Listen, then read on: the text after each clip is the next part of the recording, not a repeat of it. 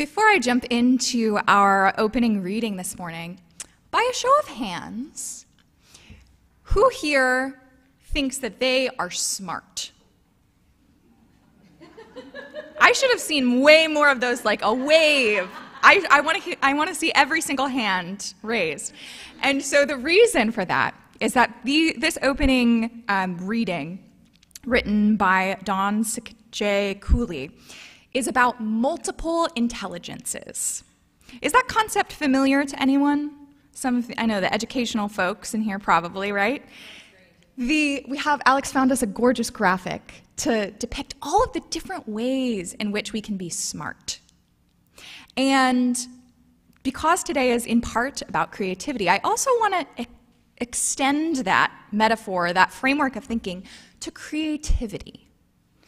Because many of you know that I'm a music therapist, and I work with all kinds of different folks who are not, generally, you don't have to be a musician or musical at all in order to engage in music therapy. And I work with so many people that are like, I'm not creative at all.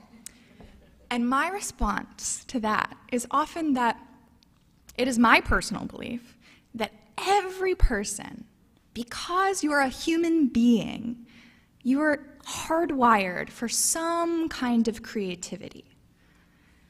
So, as you imbibe these words, I invite you to consider, in what ways are you smart? In what ways might you be creative? And with that,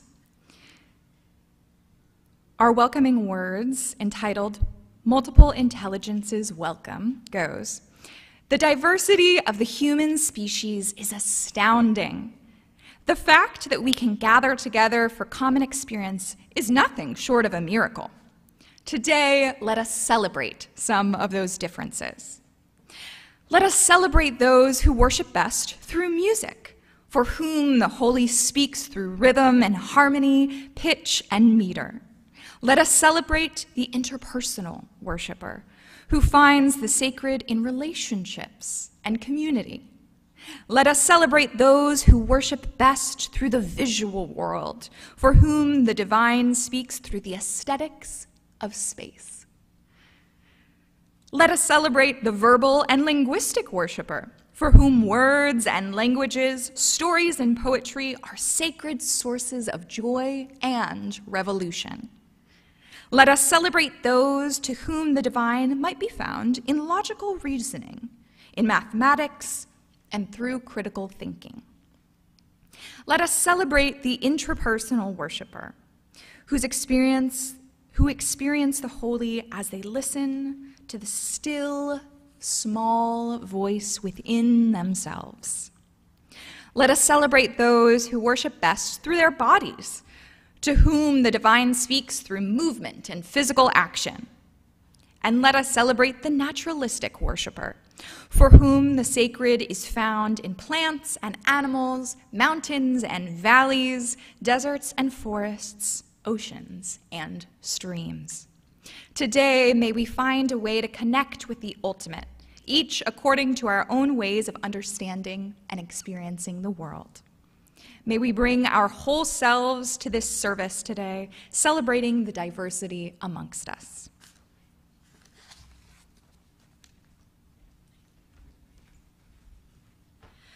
Before we get into the offering words today, I wanted to share, this is a music and poetry service after all, and they usually go hand in hand because when we sing songs, I like to tell my students that the lyrics are the poetry. This is a poem written by Elizabeth Bishop. It's up there. I know you can't really read it. Don't worry. I will read it to you. I was thinking about this poem a lot as I finished my doctoral coursework because it's really easy to feel burnt out when you're doing the thing that you love, but you're doing it all the time. Thank you so much for nodding and making me feel so validated just now. Yeah, it was kind of a slog, like you get to the middle of the semester, like this past year, my third year, my final year, while I was writing my dissertation, and I was like, do I really like this? I was like, so weird. But my parents, who are both musicians, told me, think about what you get to do every day. Like, think about how lucky you are. Think about how lucky you are that you get to make music every day. I was like, okay, you're right, but also. So I love this poem because it is called I Am in Need of Music, even if music isn't the thing that you love right now. That's why I love it. So I'll read it to you right now.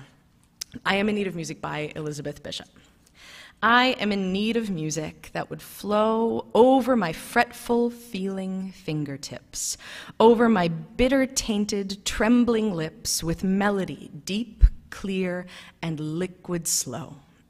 Oh, for the healing swaying, old and low, of some song sung to rest the tired dead, a song to fall like water over my head, and over quivering limbs, dream-flushed to glow. There is a magic made by melody, a spell of rest and quiet breath and cool heart that sinks through fading colors deep to the subaqueous stillness of the sea and floats forever in a moon-green pool held in the arms of rhythm and sleep.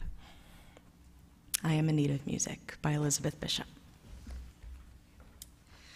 Now, listen. You can't have a music service if you don't make everybody in the room sing. So stay with me here. We're gonna do a little congregational singing. You're like, no, yes. We're gonna do a little congregational singing. Reverend Tom just walked in. You're gonna be singing too, okay? Thank you, good, excellent. So, Steve, will you put the lyrics up? Thank you so much. This is a song, I actually taught it to the choir on Thursday, so they are scattered among you and will help you, I promise. This is a song that I learned when I was in my undergrad at University of Miami. We learned it to teach as a means of teaching music by rote, teaching music by ear. It's a song that comes from the American South. They traced it to the islands off of Georgia. It is a spiritual. It is most likely, and I can't speak 100%, but it is most likely a field song. So there's a lot of call and response to it. Joseph, can I have a C, please? Thank you very much. Listen first. We'll be reading the lyrics that are Yonder Come Day, the one on your left column.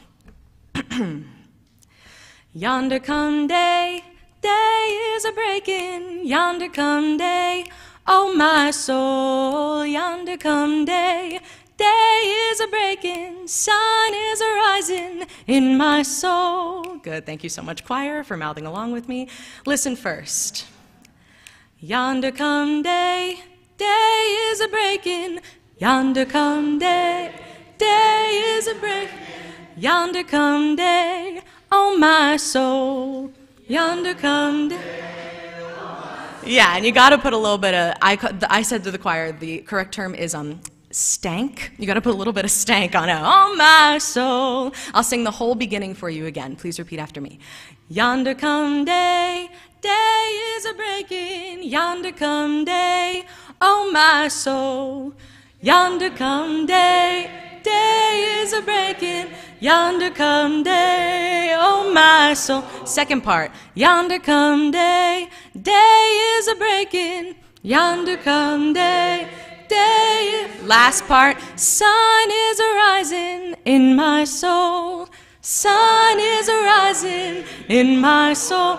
You can hear the call and response aspect. Yonder come day, day is a breaking. You see what yonder come day, oh my. You hear the call and response to it. We won't sing it like that, but that is probably how it was sung. So, sing the whole melody with me. What we just learned was the melody. Here's your first note, sing it out with me. Yonder come day, day is a breaking. Yonder come day, oh my soul. Yonder come day, day is a breaking. Sun is a rising in my soul. Carly, how good are they? Yeah, I think you guys are doing really well. Okay, that's the melody. Don't forget it. You see, there's two other columns here. The one in the middle says, sunrise, sunrise, sunrise, sunrise. And the other one says, yonder, yonder, yonder, yonder. Everybody sees it, yes? Those of you on the live stream, I hope you're enjoying yourselves. Because this is my favorite part, and this is the part where everybody goes, but I'm not good. Yes, you are. Let's start with the one that's all the way to your right, which is yonder, yonder. This is the bass part. Tell me, my non-music friends, is the bass part higher or lower? Lower. Thank you very much. Everybody who says you need to go to music school, not me. Here we go. I'm going to sing this part for you. Listen first. Yonder, yonder, yonder, yonder, yonder, yonder, sun is arising in my soul. I'll sing it for you again. Repeat after me. Yonder, repeat after me. Yonder, yonder. Yonder, yonder. That's another stank moment. You gotta put some stank on it. Good, let's sing that whole first part, please, all together. Here we go. Yonder, yonder, yonder, yonder, yonder, yonder, sun is arising in my soul. Let's sing that second half, shall we? Here we go. Yonder, yonder, sun is arising in my soul. All right, y'all, that's the bass part. Choir, you're gonna help them, and I'm gonna mess you up by singing the melody. You're all singing the bass part right now. Here's your note. 1, 2, give me some yonders, here we go. Yonder come day, day is a breaking, yonder come day, oh my soul, yonder come day, day is a breaking, sun is a rising in my soul. All right, choir, what do you give them out of 10? I give him a 10, yeah, 100%. Okay, everybody, we're gonna split the room in half. Everybody over here, start us on the melody. I'll help you, don't worry. Everybody over here, sing the bass part we just learned, yeah? Yonder come day, yonder, 1, 2, sing it out, here we go. Yonder come day, yonder, yonder come day, oh my soul, yonder come day, day is a breaking, sun is a rising in my soul. Very nice. Don't worry, we have one more part we have to learn. What about that middle one? I didn't forget about her. Absolutely not. This part is the soprano part. Tell me, everybody, is it higher or lower? Higher. Soprano is the highest voice part of a choir, so this part's gonna be higher. If you're like, I'm afraid, then you don't have to sing it, but I will sing it for you. Here I go, it starts up here. Or if you're this type of person, it can start right here, that's fine too. I don't discriminate, I'm an alto. Okay, so here, I'll sing it for you. Listen to me first. Sunrise, sunrise, oh yonder, sunrise, sun is arising in my soul. You can see every part ends with sun is arising in my soul. Here's your first note. Try the soprano part with me, or you can sing here, I don't care. 1, 2, here we go. Sunrise, sunrise, oh yonder, sunrise, sun is arising in my soul. Here's the last part for you. I know the last part's the trickiest part. Sun is arising in my soul. Try it. Sun is arising in my soul. All right, y'all, that's the soprano part. Here's what we're gonna do. You guys had the melody last time, right? You're like, no. Don't make me sing that. You guys are gonna sing the melody for us. Yonder come day. I'll help you out. Let's sing the soprano part we just learned. If it's too high for you, just take it down the octave. If you don't want to sing, I'm not going to tell anybody. Here we go. Yonder come day, sun. 1, 2, sing it out. Here we go. Yonder comes sunrise. Yonder come day, oh my soul. Yonder come day, day is a breaking, sun is a rising in my soul. Guys, not too bad. I know I saw some of you being like, I need to hear my own part. That's why we're doing this. Welcome to choir. Come on Thursdays. Anyway, here's the next part. Here's the next part. This is how we're going to end this little thing. You don't need to stand up. I won't make you do it. Every time I make the choir stand up, they're like, oh, so I won't make you do that right now. You're going to pick a number. If you pick the number 1, you will sing the soprano part. You get to pick your favorite one. Soprano part's number 1, melody is number 2, bass part's number 3. Don't tell me. Hold up your number. Who's gonna sing what? 2, 3, 1, 2, 3, 3. Okay, bass part. Bass part's very popular. 1, got you. Thank you, Lillian. Excellent, love it. That's your part that you are in charge of. Here we go. let's sing together. If you're starting on part 1, this is your note. If you're starting on the melody, yonder come day, that's your note. If you're starting on the bass part, yonder. Here we go, sing it out, everybody. Yonder come day, day is a breaking. Yonder come day, oh my soul. Yonder come day, day is a breaking. Sun is a rising in my soul. We've done it once. Now, I won't make you stand up, but you have to look alive. You can't just sit there and be like, no, absolutely not. So can you give us a little bit of movement? Can you give us a little bit of something? When I did this with elementary schoolers with Seraphic Fire 2 weeks ago, I had them do a step touch. Bum, ba, bum, ba. You can do that in your chair. Ba, ba, ba, ba, ba. Pick your favorite part. Don't tell me what it is. Here's your note. Here's your note. Here's your note. Don't tell me, show me. Okay, fam, I love it in the back. Ready? 1, 2, here we go. Yonder come day, day is a breaking. Yonder come day, oh my soul. Yonder come day, day is a breaking. Sun is a... One more time. In my... Oh well, yonder come day, day is a breaking.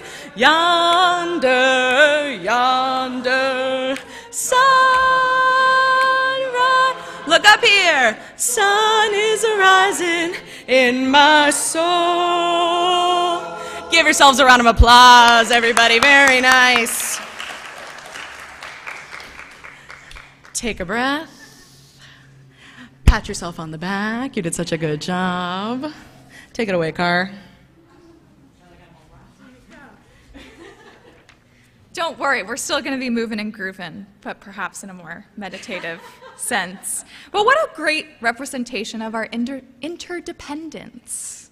Yes, there you go. Through lines. Yes, okay. Enough rolling eyes at Carly.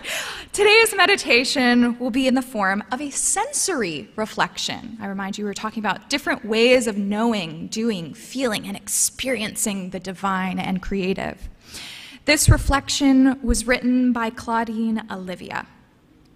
We invite each of you to take a deep breath into the present moment and recognizing that not everyone will have the faculties to enter all of these movements, but we're grateful for the skills we do have, and we invite you, as you are willing and able, to participate in this interactive meditation. Those of you who legs might be falling asleep or you just feel more comfortable standing, I invite you to rise, or if you prefer to sit, you are welcome to do so. Find that comfortable position, whatever that may be for you.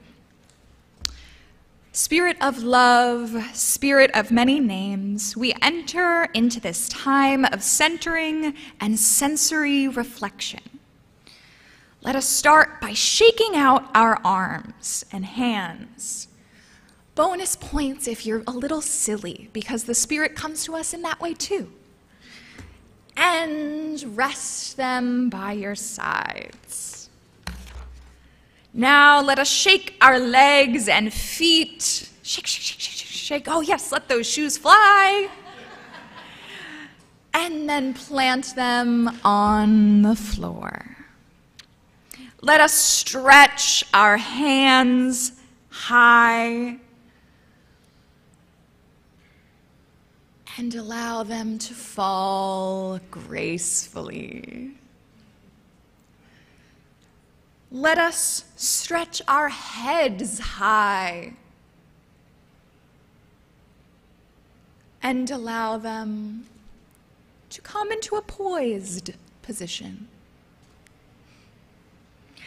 Let us take a deep breath of thankfulness.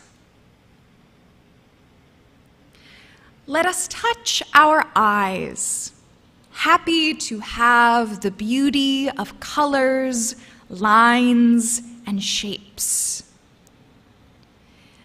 Let us imagine the beauty of the world, the flowers, the trees, the babies and puppies, and all of the things in which we delight.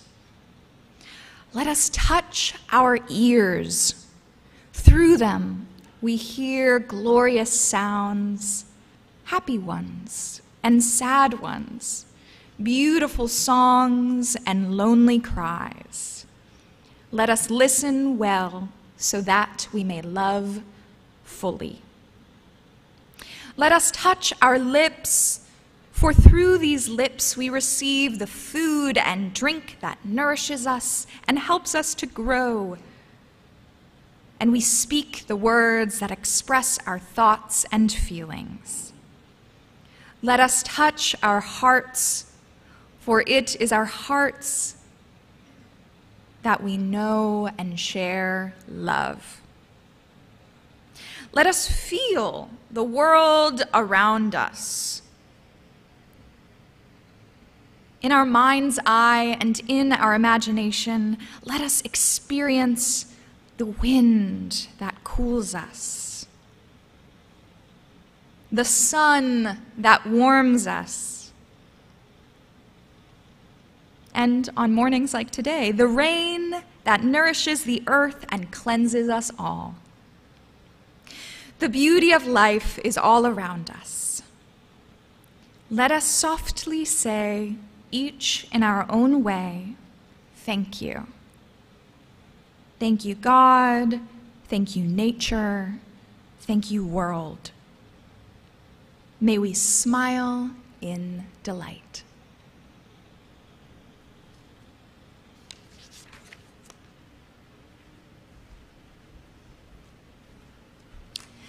I hope you enjoyed the whirlwind we've taken you on so far this morning. So I wrote in my script that this will be a sermon-ish, because I am not qualified to give a sermon.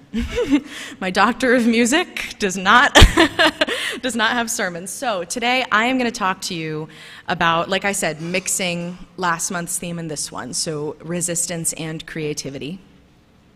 I'm going to talk to you about the woman that I did my doctoral lecture recital on. Her name was Dame Ethel Smythe. There she is. Thank you, Steve.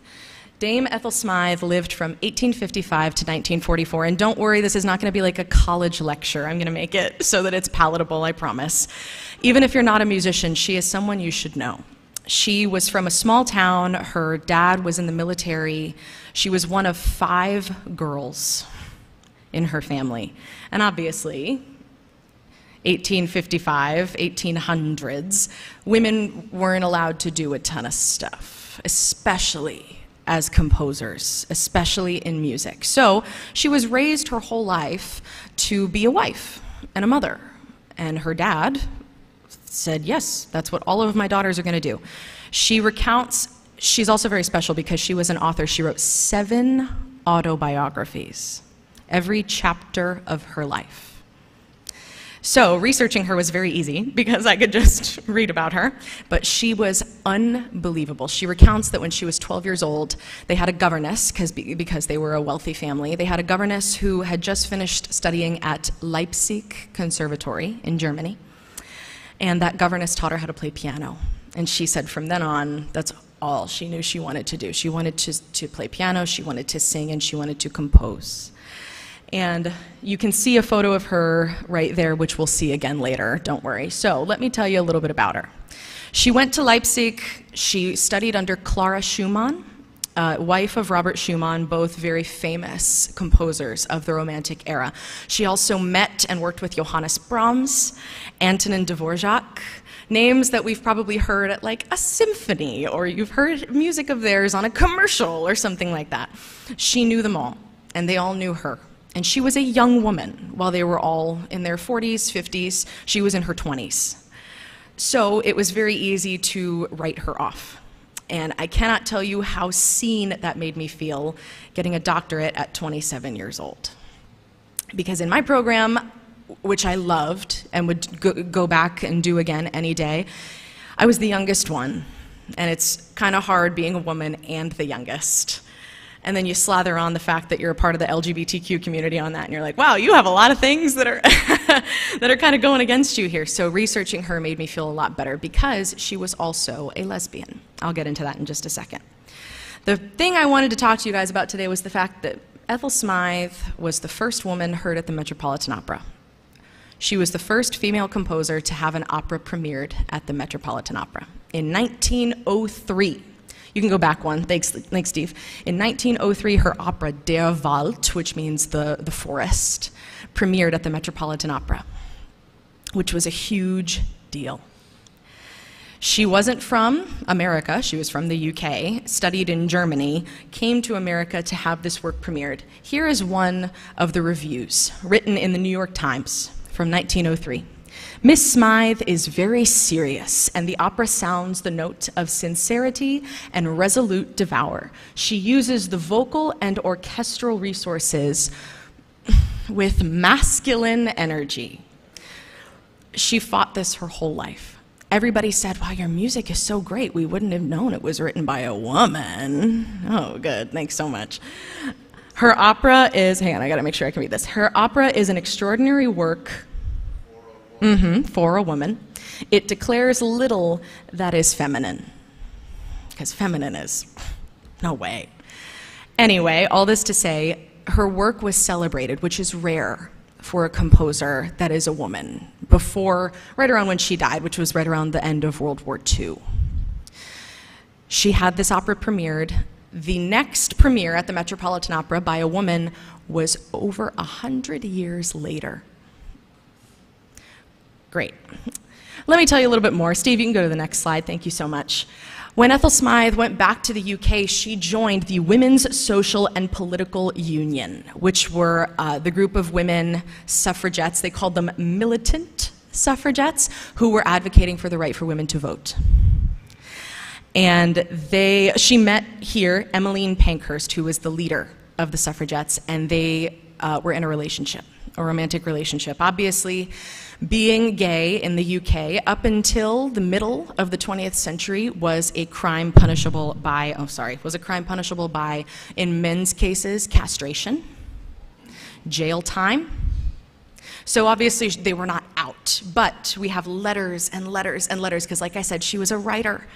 We have so many letters of them going back and forth, saying how much they cared and loved each other, and how much they cared about this cause. This was in roughly 1910, so about 7 years after she was in America, to have her opera premiered. She said about Emmeline Pankhurst, it was the fiery inception of what was to become the deepest and closest of friendships. And I say friendship with a wink. Exactly. You can go to the next one, Steve. In 1912, there was a raid on the street of Westminster, where the suffragettes were throwing rocks into the abolitionists' homes. And she threw a rock into this guy's house, and she was arrested. In 1912, she was arrested. Sorry, I'll read that to you. Smythe was arrested for throwing a rock through the window of an anti-suffragist home and sentenced to 2 months in jail. It was here, when she went into the jail, that her work, The March of the Women, which is a choral work, was sung. She walked into the jail yard in the middle, and all of the suffragettes were singing her song.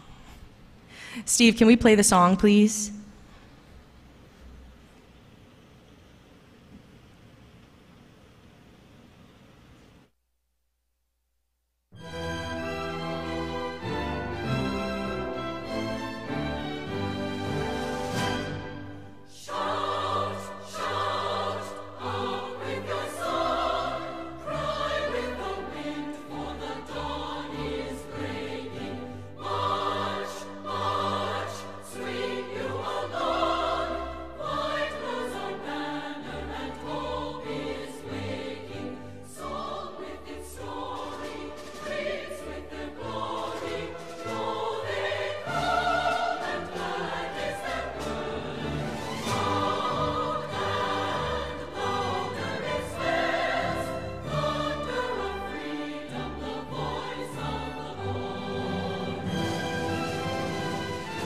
Thank you, Steve. I told Steve to listen to ba, ba, ba, ba, and that's how he'd know when it was done.